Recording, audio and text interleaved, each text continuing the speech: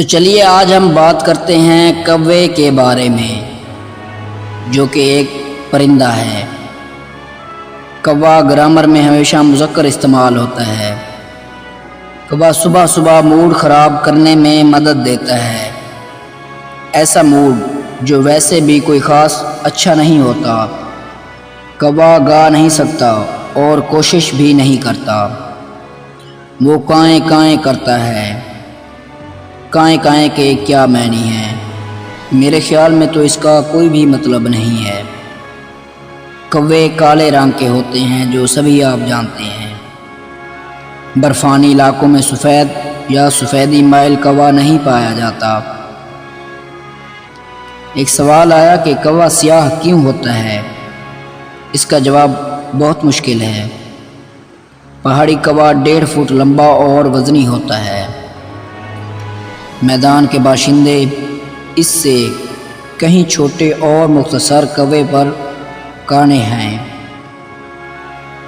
کوے خوبصورت نہیں ہوتے، لیکن پہاڑی کوا تو باقاعدہ بدنما ہوتا ہے، کیونکہ وہ معمولی کوے سے حجم میں زیادہ ہوتا ہے، یعنی اس کا لمبائی اور اس کا وزن معمولی کووں سے زیادہ ہوتا ہے۔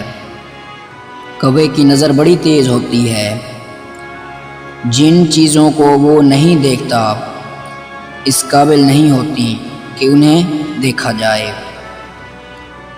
کوا بے چین رہتا ہے اور جگہ جگہ اڑ کر جاتا پھرتا ہے۔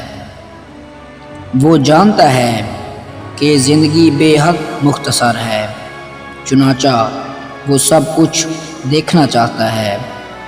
یہ کون نہیں جانتا؟ کوا باورچی خانے کے پاس بہت مسرور رہتا ہے۔ ہر لقطے کے بعد کچھ اٹھا کر کسی اور کے لیے کہیں پھینک آتا ہے، اور درخت پر بیٹھ کر سوچتا ہے کہ زندگی کتنی حسین ہے۔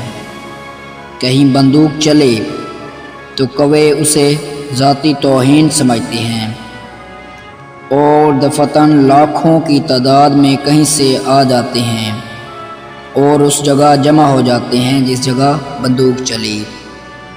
اس قدر شور مچاتا ہے کہ بندوق چلانے والا مہینوں پچھتاتا رہتا ہے۔ بارش ہوتی ہے تو کوے نہاتے ہیں اور حفظان صحت کے اصولوں کا ذرا خیال نہیں کرتے۔ کوا سوچ بچار کے قریب نہیں پھٹکتا۔ اس کا عقیدہ ہے کہ زیادہ فکر کرنا اعصابی بنا دیتا ہے۔ کوے سے ہم کئی سبق سیکھ سکتے ہیں۔ کوا بڑی سنجیدگی سے اڑتا ہے، بالکل چونچ کی سیدھ میں۔ کوے اڑ رہے ہوں تو معلوم ہوتا ہے کہ شرط لگا کر اڑ رہے ہیں۔ کوے فکر معاش میں دور دور نکل جاتے ہیں، لیکن کبھی کھوئے نہیں جاتے۔ شام کے وقت کوئی 10,000 کوا کہیں سے واپس آ جاتا ہے۔ ممکن ہے کہ یہ غلط کوے ہوں۔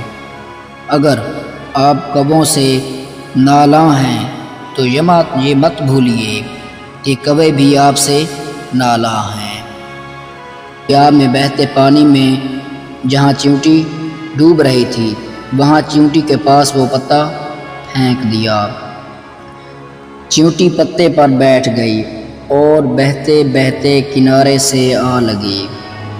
اس پتے پر بیٹھ کر چیونٹی تیرتے تیرتے، یعنی جیسے ہی وہ پتا تیر کر کنارے آتا گیا، چیونٹی بھی کنارے کے قریب آنے لگی اور آخر وہ کنارے پر آ لگی اور صحیح سلامت کنارے سے آ پہنچی۔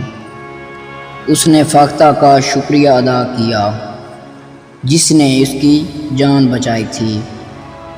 اس نے دل میں سوچا کہ اگر وقت پڑا تو میں بھی اپنی ہمسائی کے کسی کام آؤں گی، یعنی کسی بھی وقت اس کی مدد کروں گی۔